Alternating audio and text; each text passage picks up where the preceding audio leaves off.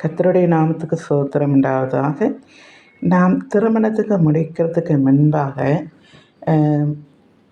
மனிதர்களாகிய நாம் ஜாதி, மதம், கோத்திரம் என்னெல்லாம் சொல்கிறாங்களே, நாள், நட்சத்திரம் இதையெல்லாம் பார்த்து திருமணம் செய்து வைக்கிறார்கள்.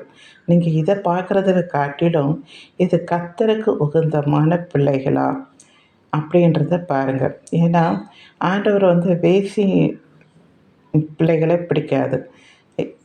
விக்கிரக ஆராதனை வணங்குறவங்களை ஆண்டவருக்கு பிடிக்காது.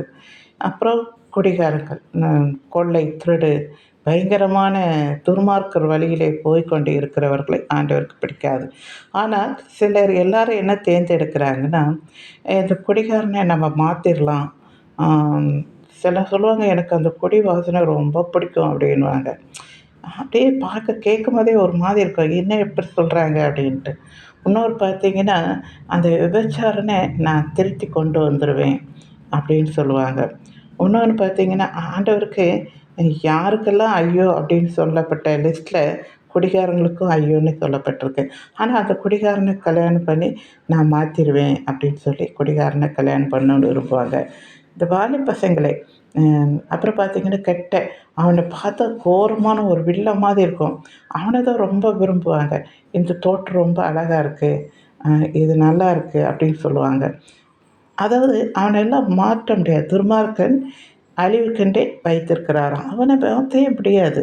ஸோ அந்த மாதிரி ஆட்களெல்லாம் பெண்கள், ஆண்கள், சில ஆண்கள் கூட இப்படிப்பட்ட பெண்களெல்லாம் விரும்புவாங்க. ஸோ வாயாடி தன் வீட்டுக்கு அடங்காதவளெல்லாம் விரும்புவாங்க. ஸோ அப்படிப்பட்டவெல்லாம் நீங்கள் தேர்ந்தெடுக்காதீங்க. கர்த்தருக்கு உகந்தமானவங்களா. ஆண்டவருக்கு இதெல்லாம் பிடிக்காது. இந்த வேசித்தனம், அந்த விக்கிர ஆராதனை, குடியில் இருக்கிறவங்க, எப்படிப்பட்ட துன்மார்க்கர் வழியிலே கடவுளுக்கு விலகி ஓடுற அப்படிப்பட்ட காரியங்களை ஆண்டவருக்கு பிடிக்காது. ஸோ நீங்களும் அப்படிப்பட்டவங்களை தேர்ந்தெடுக்காதீங்க. ஒரு ஆண்டவர்கிட்ட ஒப்படைங்க உங்கள் வாழ்க்கையை. ஆண்டவர் எனக்கு ஏற்ற துணி இங்கே தாங்க அப்படின்னு சொல்லி ஆண்டவர்கிட்ட கொடுத்து ஆண்டவருடைய சித்தத்துப்படி உங்களுடைய திருமணம் காரியங்கள் நடக்க வேண்டும். சரிங்களா? தேங்க்யூ.